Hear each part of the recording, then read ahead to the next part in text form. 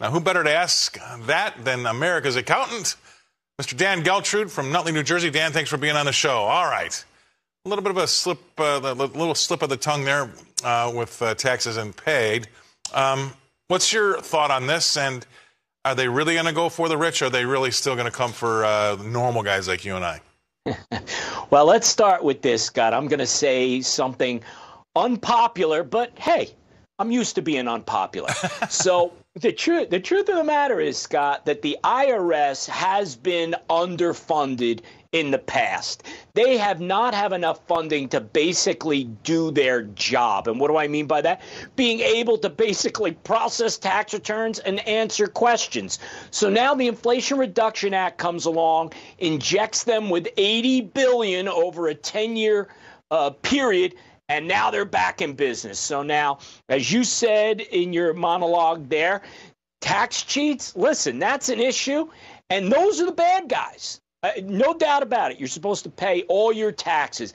But let's go to what the IRS is now saying, because what the IRS says and what they do may not necessarily be the same thing, Scott, because right now they're saying, listen, we're going to audit the rich and corporations, and wealthy corporations at that. Okay, but that's the popular thing to say. The facts to this point, right, that 90% of the audits that have been done, guess what, have been people under 400,000. Why? Because that group of people, they're easy pickings. Yep. They don't have necessarily the lawyers and the accountants lined up to fight the IRS. So the IRS says that. You know what? Let's not go after the people with resources. Let's go after the people that can't fight us, get our money quick, and move on. Right. And you're not going to shock me by telling me that the government might be telling us something that they're actually not going to be doing, and they're going to do something different way over here. I absolutely agree with that. And to your point, it's difficult to get money out of those bigger corporations or wealthier individuals that can actually fight back. But when they come to people like you and I, and you owe a few extra more grand, it's not worth your time to fight it. You just might as well pay it and move on, right? I mean, and I hate to say this, but I also feel like that's why I said in my monologue I was skeptical. I feel like they know that, and they know that we would just rather pay and move along rather than fight.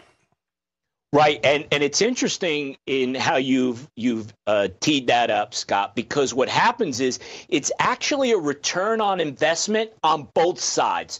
So if you look at it from the IRS's standpoint, they're going to deploy resources where they can get a return on their investment of time as quickly as possible. On the other side of the coin, right, because it can get expensive to defend yourself against the IRS, and certainly it's time consuming. So people say, you know what?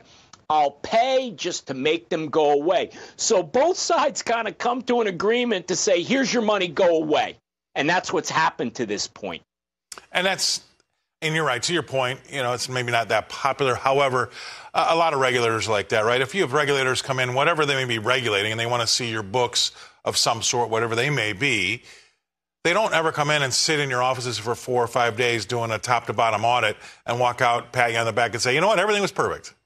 No, because they need to pay those 4 people or 5 people they've had in your place for 5 days. So there's going to be something there that's going to raise their ire, and then they're going to have you pay a little bit more or whatever that is. So they're not walking out saying, everything looks fine here. Keep going, keep doing what you're doing. And you're exactly right, because they too are a business. They too expect a return on their money. So I just don't like the idea that the fact that they're telling us one thing and they're probably going to do another, because their actions speak a lot louder than their words. Yes, they do. So I wouldn't necessarily say, oh, you know what? It's only the wealthy and corporations and partnerships that they're going after. I'm safe. I'll tell all the taxpayers out there, number one, don't cheat on your taxes. Right. But number two, don't take this as a sign that you're out of the woods, because you're not. Anybody could be subject to an audit. Yeah, and all those professional practices, lawyers, IRS, whatever they may be, they have a matrix. They know how long it's going to take, how much money they're going to spend, and what the expected outcome is going to be, what the probability of success is. And it has to add up to a certain amount of number, a certain number that makes them say, okay, I'm going to hit the go button, or no, you know what, we're going to recoil here and go down and look at Dan Geltrude and Shelley's books and see what we can get from that. So that's just the way it is. But I thought it'd be interesting. They've been talking a lot about lately, and I wanted to put you in front of us because you're the one that knows more about it than anybody else. And by the way, congratulations on becoming a Hall of Fame member of Rider University. That's a really big honor. Fantastic for you. That's great stuff, Dan. All right, we're going to move along. Thanks for being on the show.